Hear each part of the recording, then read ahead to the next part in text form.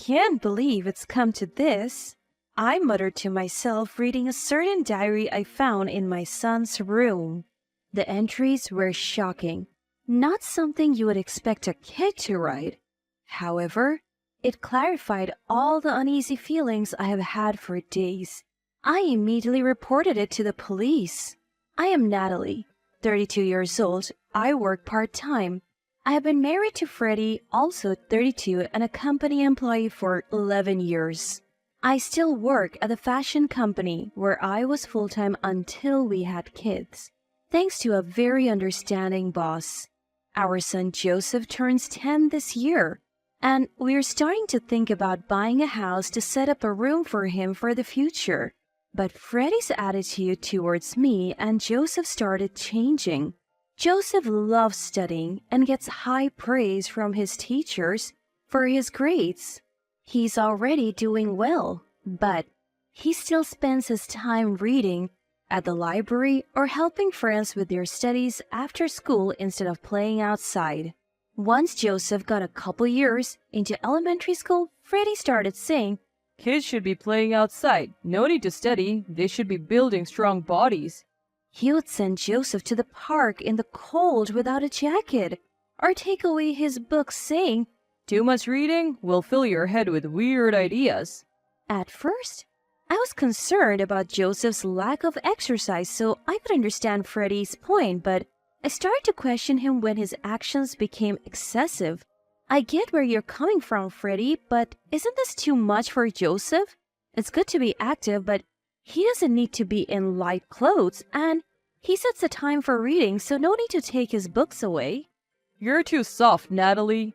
That's why he gets sick from just a bit of outdoor play. You're his mom. Be responsible. He's a boy. He needs to be strong and active."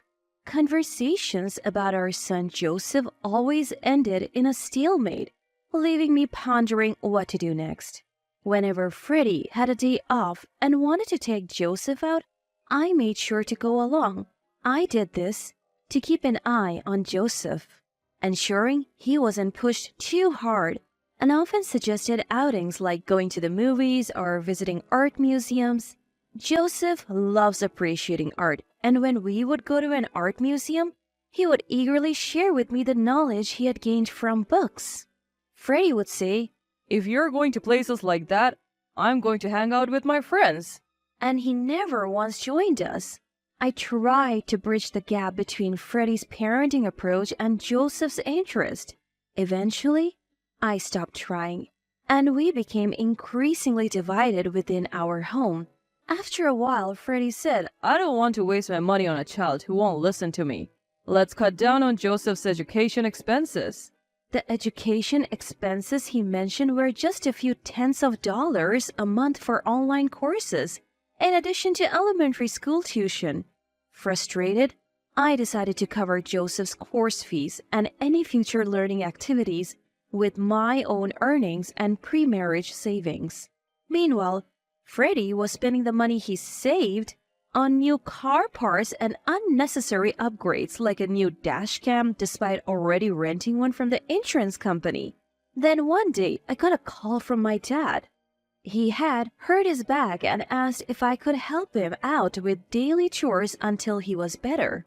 My mom had passed away right after I got married due to a long-term illness. We hurried our wedding because I wanted her to see me as a bride. Ever since, Dad has been living alone, a 30-minute drive from us. Joseph enjoys visiting him occasionally and listens eagerly to his stories about the past. When I consulted Freddie about my dad's situation, he said, "He's getting up there in age, so it's a concern. Don't worry about me. Go take care of him." From that day on, I started going to my parents' home every other day after work. I would do some shopping first, then prepare meals for my dad before heading back home. Dad said shopping was enough, but standing for too long seemed to strain his back. On my days off, I would take Joseph to my parents' home. While I was cleaning the house, Joseph and Dad would have all kinds of engaging conversations. They both seemed to enjoy it. As the days went on, Dad started giving me money for taking care of him. He said, Don't let caring for me take away from family time with Freddie. Aren't you guys planning to buy a house? How's that going?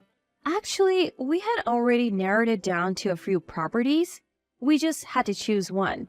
But between Freddie's attitude and caring for Dad, we had yet to pull the trigger. We decided to discuss it again once Dad was stable. Not wanting to worry Dad, I just said, "We're fine," and went home. Still, I felt that we shouldn't keep pushing family issues aside. So I decided to talk to Freddie after Joseph had gone to bed. Ever since we disagreed about how to raise Joseph, it's like there's been this distance, this wall between us. Family time has decreased too. What are you thinking about all this? Freddie replied, Even if you hear my opinion, you'll just end up spoiling Joseph anyway, so what's the point? Sure, I said it's okay to take care of your dad. But I never said it was okay to neglect our home. I didn't sign up for this. According to Freddie, he assumed I would continue to work part-time without cutting back, manage household chores perfectly, and then also take care of Dad. His "don't worry about me" had been just a polite phrase. To be honest, buying a house is basically taking on debt in my name. I don't want to do that for a son who disobeys and a wife who neglects her home for her parent.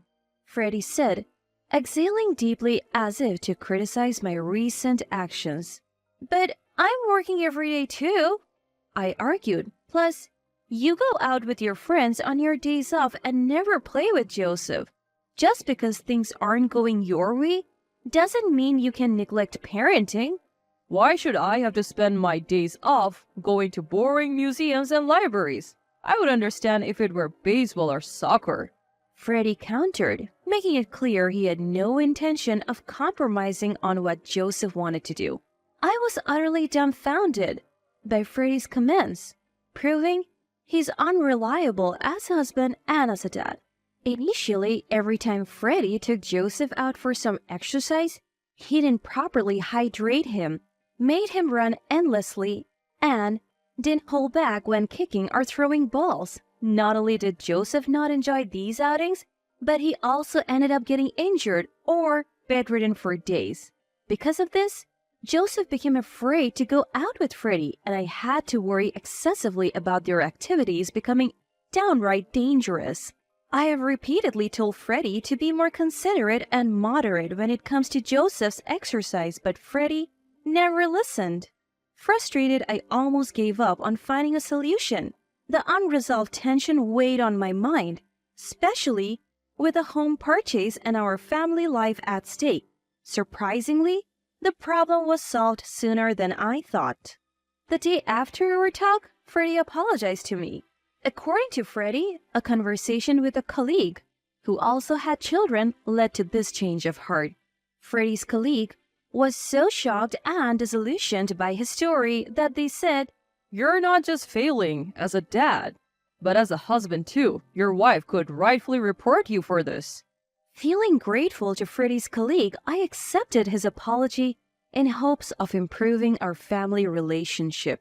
After that, my dad's back condition improved, allowing him to go back to his routine. I decreased the frequency of my visits to my parents' house, allowing us to spend more quality time as a family. Things were also going smoothly with the house purchase. We were just waiting for the mortgage approval. We were looking at a newly built house close enough to both our workplaces and without the need for Joseph to change schools. As the house purchase loomed closer, Freddie began working overtime more frequently and I increased my part-time hours. When it seemed like we would be home late, my dad took care of Joseph. Finally, our mortgage was approved and we purchased our new home. But the day after completing the formalities with the real estate agent, Freddie went to work and never came back. I contacted everyone I could think of and even the police. But Freddie's whereabouts remained a mystery, leading to some unsettling days. Due to Freddie's disappearance and the instability it brought, we had to reconsider buying the house. Fortunately, our real estate agent was understanding, and the property was popular enough that we could easily cancel the contract. About a week after Freddie vanished, while looking for clues, I found a notebook in Joseph's room. Rather than merely finding it, Joseph had deliberately left the notebook on his study desk with a sticky note that read, "I'm sorry for keeping quiet all this time." Opening the notebook, I discovered it was a diary that Joseph had kept for about 2 years, since he was 8. I felt a chill reading it. The diary began with an account of seeing Freddie walking with a woman I didn't know, spotted on the way back from the library. Freddie and this woman seemed like a couple from a romance drama, it read. Could she be a special friend besides Mom? The diary wondered. At 8 years old, the concept of cheating seemed unknown. However, things took a turn when Joseph bumped into Freddie and this woman walking together. Freddie began to threaten Joseph, saying he would kick him out if he told me about this woman. Joseph realized that Freddie and this woman had a suspicious relationship. Ever since Joseph understood that their relationship resembled the cheating he had seen in dramas, his diary was filled with guilt for keeping this from me. Worse, while I was away visiting my parents, Freddie had kicked Joseph out of the house and invited this woman in. Joseph was keen to accompany me not just because he enjoyed talking to Grandpa, but primarily to escape Freddie. As a recent entry showed, Freddie's behavior towards Joseph seemed to worsen day by day. Furthermore, it contained threats like, If we move out, you won't see your beloved grandpa much. If you don't listen to me, I'll kick you and Natalie out. Then Natalie might abandon you for making her lose her dad. By this point, I was trembling with anger at Freddie's actions and filled with shame for hurting Joseph without even realizing it. But the diary had even more shocking content in the last few days. If Grandpa gets hurt, Natalie will have to leave the house to take care of him, and you will even get some money. So it would be good if Grandpa gets hurt again. You should make Grandpa get hurt. It said it went as far as telling Joseph to push Grandpa or drop something heavy on his foot. The last page read, Dad said that if Grandpa's house caught fire, we would get money. Then we could build a more luxurious new house. And Mom would probably spend more time at Grandpa's so he could live with a new wife in a new house. I called the police the moment I read the diary and went to pick up Joseph and Dad. The police took the matter seriously and quickly located Freddie. He was staying at the home of a colleague from work who appeared to be the woman mentioned in his diary. Large amounts of gasoline were stored on the porch of that house. Freddie and his host made the lame excuse that they were planning to use it for a barbecue, but due to the excessive quantity, they were both taken in for questioning. I seized this moment to contact my lawyer, who I had already consulted about divorcing Freddie. Through this, I had been aware of Freddie's affair all along. I had felt something was off when Freddie would opt out of family outings to hang out with friends on weekends. So I had been doing my own little investigation without alerting Freddie. Moreover, the latest recordings from Freddie's dashcam had conversations with this woman, and I knew they had been going to a hotel together. The day Freddie had apologized saying he had been told off by a colleague for being inappropriate, he had actually been asked by his mistress to break up because you don't seem like you would be a good dad if we had a child. I had reserved destroying our family by revealing Freddie's affair, especially after seeing he was breaking up with his mistress on the dashcam footage. I thought I would keep it to myself and give us another shot, but my decision put Joseph in agony and could have led to a catastrophe. Physically and emotionally drained, I steeled myself for the tough decisions ahead. When Freddie returned from the police station, he apologized profusely, saying, I felt enormous pressure financially, especially after buying the house, and I just ran away. The person who sheltered me was just a colleague, nothing more. I swear. Freddie seemed to think I was unaware of his affair at that point. I immediately contacted a lawyer and took Freddie to the law firm. When I mentioned his affair and demanded a divorce, he tried to shift the blame onto Joseph. Joseph told you, didn't he? He hates me and wants us to divorce. But he was left speechless when I presented evidence. After the lawyer finished explaining everything, saying, We will be contacting your affair partner for compensation later. Please cooperate. Freddie suddenly stood up. He lifted his chair and hurled it towards me. I narrowly dodged it. Stunned, I listened as Freddie yelled at me. You gave birth to an unlovable child and now you want to take my money even from her? The lawyer intervened, and Freddie was taken back to the police station. The next day, I sent a package to Freddie's and his mistress's workplaces. It contained detailed documents and dashcam footage. The footage included conversations between Freddie and his mistress discussing how setting fire to my parents' house could net them money and give them more opportunities to meet. In the end, I received a hefty settlement from Freddie's family and the woman he cheated with. I finalized the divorce, sold our house and my parents' home, and moved to a neighboring state with Dad and Joseph. Though he was in charge by the police for the arson plot, my boss saw the incriminating footage. Recognizing Freddie as a danger, my boss fired him after his actions led to police involvement. His mistress found the work environment too hostile and quit, moving back to her family home.